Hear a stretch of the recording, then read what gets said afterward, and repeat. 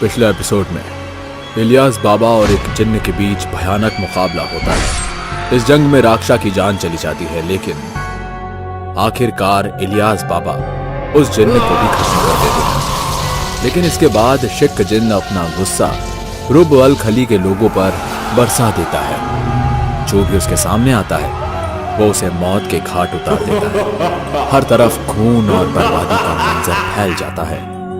वहीं दूसरी तरफ इलियास बाबा और मुखिया एक पुरानी रहस्यमयी रूहानी किताब के राज को समझने की कोशिश कर रहे होते हैं। वही किताब जिसमें शिक और नस नस जिन्नों के असल वजूद और उन्हें खत्म करने का तरीका छुपा हुआ था। उस किताब का ज्यादातर हिस्सा वक्त के साथ झुलस चुका था, लेकिन कुछ पन्ने अब भी उस किताब में बाकी थे और उन्हीं पन्नों में कब्र का जिक्र किया गया था। वो कब्र कोई आम इंसान की कब्र नहीं थी, बल्कि जिन्नों की दुनिया में जाने और वहां से लौटने का रास्ता था। अगर किसी तरह दोनों जिन्नों को उस कब्र में बंद कर दिया जाए तो नस नस और शिक जिन्न दोनों हमेशा के लिए वहीं दफन हो जाएंगे। पर यह कैसे मुमकिन है? मुमकिन है, जैसे ही रूहानी ताकतें उस कब्र का दरवाजा बंद करेंगी, कब्र खुद ब खुद उन दोनों जिन्नों को अपने अंदर खींच लेगी और फिर उनका हमेशा के लिए अंत हो जाएगा। मतलब जब तक कि उस कब्र का दरवाजा खुला है तब तक नस नस भी यहीं रहेगा? बिल्कुल सही कहा तुमने। हमें उस कब्र को जल्दी से जल्दी ढूंढना होगा। वो कब्र यहीं कहीं इसी कुएं के अंदर किसी दीवार के पीछे छुपी हुई है। ठीक है, आप इस तरफ देखिए, मैं उस तरफ देखता हूं। मुखिया और बाबा एक छुपे हुए रास्ते की तलाश में लग जाते हैं और फिर दोनों अलग अलग दिशाओं में जाकर कुएं की दीवारों को छूकर खोखली जगह का अंदाजा लगाते हैं। तभी अचानक मुखिया के हाथ से दीवार की एक ईंट धीरे से अंदर खिसक जाती है और तभी एक रहस्यमय दरवाजा घुटन भरी भयानक आवाज के साथ धीरे धीरे खुलने लगता है। बाबा, लगता है ये वही दरवाजा है। हाँ, यही है वो रास्ता जो इंसानों की दुनिया को जिन्नों की दुनिया से जोड़ता है। आगे बढ़ने से पहले हमें अब हर कदम पर इंतहाई एहतियात बरतनी होगी। बाबा, क्या हम सच में अंदर जा रहे हैं? यहाँ तो मौत पक्की है। इन उभलते हुए शोलों को पार करना मेरे बस की बात नहीं है बाबा। अब पीछे हटने का वक्त नहीं है मुखिया। हमें हर हालात में आगे बढ़ना ही होगा, वरना वो शैतान तुम्हारे साथ साथ पूरे कबीले को भी खत्म कर देगा। मुझे माफ कर दीजिए बाबा। इलियास बाबा की बात सुनकर मुखिया डगमगाते कदमों से आगे तो बढ़ता है, लेकिन उसका ध्यान बार बार वहां बिखरे हुए कंकालों और सूखी खोपड़ियों पर चला जाता है। हर कदम पर जमीन से आग और लावा उबलकर बाहर निकल रहा था। एक छोटी सी चूक भी उन्हें जलाकर राख कर सकती थी। घबराओ मत मुखिया, तुम्हें कुछ नहीं होगा। वो देखो, वो रही कब्र। अब हम अपनी मंजिल के बहुत करीब हैं। बाबा, क्या हम वाकई इन जिन्नों को यहीं रोकने में कामयाब हो सकेंगे? हाँ मुखिया, अगर हम अपने इरादों में मजबूत हैं तो कोई भी शैतानी ताकत हमारे रास्ते में नहीं आ सकती। इलियास बाबा कब्र के पास पहुंचते ही अपनी खुशी जाहिर कर ही रहे थे कि अचानक उनके कानों में एक डरावनी हंसी गूंजने लगती है, जिसके बाद उनके चेहरे का रंग पूरी तरह से उड़ जाता है।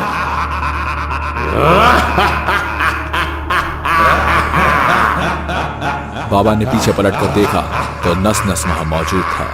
उसके हाथ में मौलवी का कटा हुआ सिर था जो खून से भीगा हुआ था। इसने मौलवी साहब को भी मार डाला बाबा। हाँ, और अब तेरी बारी है। नस नस मौलवी का सिर तेजी से मुखिया की तरफ फेंकता है और वो सिर सीधा जाकर मुखिया के मुंह पर लगता है। इलियास बाबा नस नस की तरफ देखकर जैसे ही कसीदा पढ़ना शुरू करते हैं, नस नस अचानक वहां से गायब हो जाता है। कहां गया वो? जल्दी चलो, हमें जल्द से जल्द कब्र के पास पहुंचना होगा, नहीं तो वो वापस आएगा। मुखिया और इलियास बाबा दोनों ही तेजी से कब्र की तरफ बढ़ने लगते हैं और तभी अचानक कब्र में से काला धुआं बाहर निकलने लगता है। ये काला सा धुआं इस कब्र में से क्यों आ रहा है बाबा? लगता है इस कब्र से और भी बदरूह बाहर आने वाली है। हमें ये मौत का खेल जल्दी खत्म करना होगा। तुम कब्र का दरवाजा मजबूती से पकड़ कर रखना। जैसे ही ये कब्र जिन्नातों को अंदर खींचना शुरू करे, तुम तुरंत दरवाजा बंद कर देना। ठीक है बाबा। मुखिया हाँ में सिर हिलाता है और कब्र के दरवाजों को अपने हाथों से मजबूती से पकड़ लेता है। इलियास बाबा किताब जब्त से कसीदा पढ़ने के लिए किताब खोलते हैं, लेकिन 2-3 पन्ने पलटने के बाद इलियास बाबा घबराकर मुखिया से कहते हैं, मुखिया, वो कसीदा मुझे इस किताब में मिल ही नहीं रहा जो शिक जिन को उसकी दुनिया में वापस भेजने के लिए यहाँ लिखा गया था। अब हम क्या करेंगे बाबा? अगर वो कसीदा नहीं मिला तो वो हम सबको मार डालेगा। मुखिया के इतना कहते ही नस नस अचानक उनके सामने मौजूद हो जाता है। मुझे याद कर रहे थे? दूर हो जाओ मुझसे, मेरे नजदीक मत आना शैतान। तुम तो ठीक से खड़े भी नहीं हो पा रहे हो मुखिया। अब बताओ कैसे बंद करोगे इस कब्र को? बाबा मुझे बचाइए, इसके हाथों से मरने से अच्छा है कि मैं आग में जलकर खाक हो जाऊं। सब्र रखो मुखिया, कुछ नहीं होगा तुम्हें। घबराओ मत, मैं तुम दोनों को नहीं मारूंगा, क्योंकि तुम्हें मारने का जिम्मा मेरे आका ने लिया है। तुम्हारी मौत उन्हीं के हाथों से होगी। आपका शिकार यहां मौजूद है मेरे आका। नस नस के इतना कहते ही अचानक हवा में अजीब सी सड़ी हुई गंध फैल गई और चारों तरफ एक घातक सन्नाटा छाने लगा।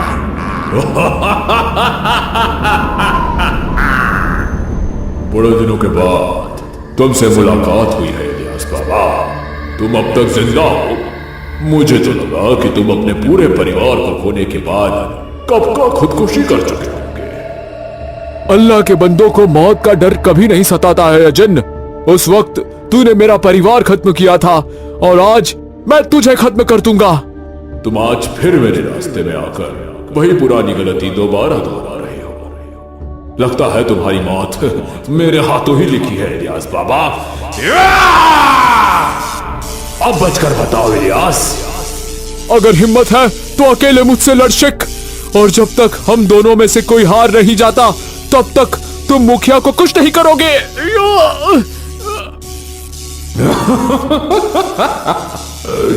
मंजूर है। शिक जिन और इलियास बाबा के बीच काफी देर तक घमासान लड़ाई होती रही।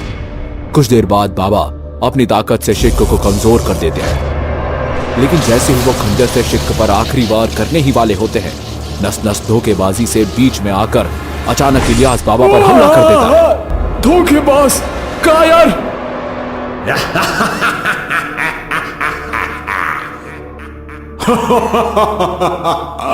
बहुत खूब मेरे बेटे। बाबा, इलियास बाबा उठो, आपको कुछ नहीं हो सकता। आप ही कबीले के लोगों की आखिरी उम्मीद हो बाबा।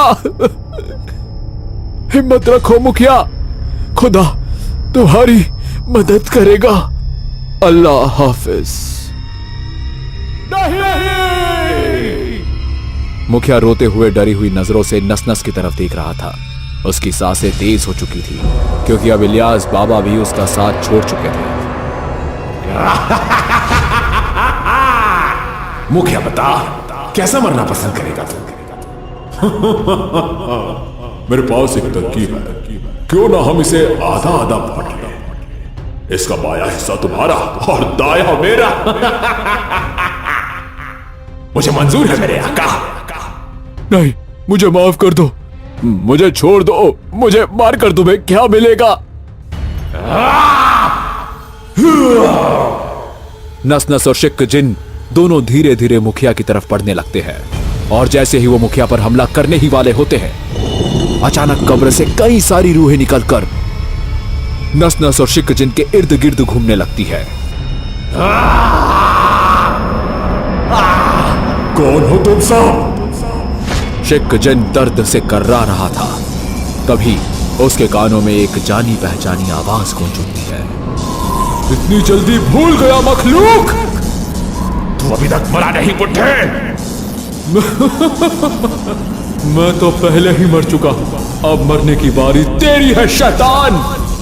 इलियास बाबा के इतना कहते ही सारी रूहें नस नस और शिक जिन को उसके अंदर खींच लेती है। नहीं। नस नस वहां से भागने की कोशिश करता है, मगर सारी रूहें मिलकर अपने हाथों से उसे पकड़ लेती है।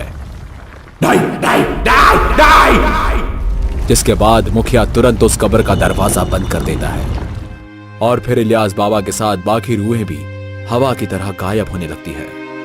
ये मेरी आखिरी लड़ाई थी मुखिया। शायद इसलिए ऊपर वाले ने मुझे अब तक जिंदा रखा था। निराश मत हो मुखिया, तुम एक अच्छे इंसान हो। तुमने अपना फर्ज बखूबी निभाया है। अब मैं चलता हूं, मेरा सफर यहीं तक था। अलविदा। इलियास बाबा इतना कहकर हवा में गायब हो जाते हैं। मुखिया अपने कबीले में वापस जाकर सबको पूरी कहानी बताता है और सारा कबीला चैन की सांस लेता है। हेलो दोस्तों, अगर आपको यह वीडियो पसंद आई हो तो इसे लाइक और शेयर करें। ऐसी ही वीडियोस देखने के लिए हमारे इस चैनल को सब्सक्राइब करें। तो मिलते हैं अगली वीडियो में, तब तक के लिए नमस्कार।